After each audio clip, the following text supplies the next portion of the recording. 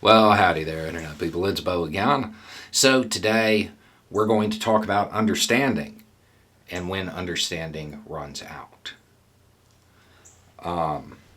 When the Biden administration took over, they were handed a mess, a bunch of messes, a giant collective mess.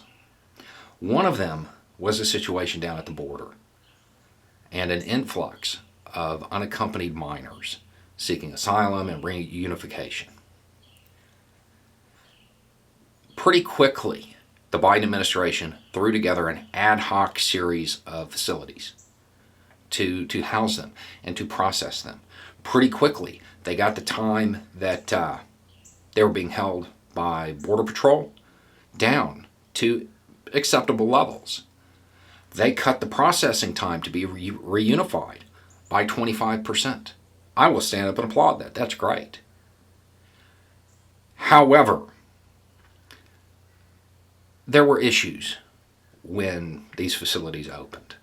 Undercooked food, not having access to the facilities to prevent transmission when it comes to COVID, lice. We heard about all kinds of stuff.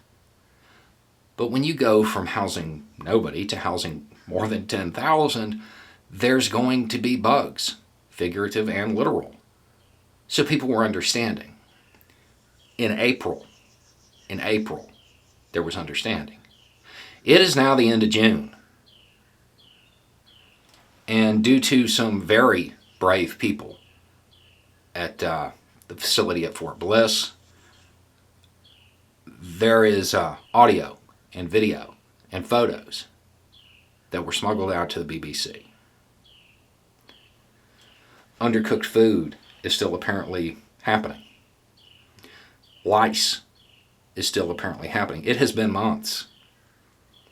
When these facilities are opened up, sure, you're setting up medical facilities and restaurants and hotels all at once, and you're doing it really quickly. That's what it amounts to. It amounts to opening several different types of facility at once. There's understanding. But after months, you don't have the cook times right? You haven't ordered lice kits? You can get those on eBay. So you have all of this, and then you have the main issue. You have relationships, quote, forming between staff and the people there, people being housed there. Children. I'm fairly certain that relationship is not the right term to use. Aside from the whole adult-child thing, we also need to keep in mind that for all intents and purposes, these are detainees. They're not supposed to be.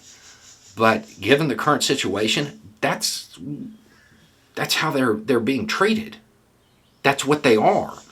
If you strip away the sanitized language, they're being held. Now, I'll applaud the Biden administration for cutting the time. It's down to like a month now in Health and Human Services to get reunified with your family. That's great. But if during that month they are subject to the type of things it certainly appears that they're being subjected to, that's not acceptable. That is not acceptable. I don't care about Vice President Harris going to the border and playing with binoculars. I do care about the IG walking into these facilities and fixing this. We don't need a report, we need it fixed. The Biden administration is pushing this idea that America is back on the foreign policy stage, trying to assert some moral authority. That's going to be super hard when there are camps with COVID-infected, lice-riddled children eating undercooked meat and being abused. This needs to be fixed, and fixed now. A large portion of the American population did not vote for Biden. They voted against Trump. And they did that because of stuff like this. Is it isolated? We don't know. We don't have enough information. What we do know is the risks that were taken to get this information out, pretty substantial. And what that evidence reveals is disturbing. and it needs to be addressed. This is more important than a pretend battle over a border wall. This is more important. These are real people having real problems that are supposed to be in the care of the U.S. government. They're supposed to be in the care, not custody. They're being treated like detainees, and that was understandable. It wasn't excusable, but it was understandable in the beginning. It's been months. This has got to get fixed. Anyway, it's just a thought. Y'all have a good day.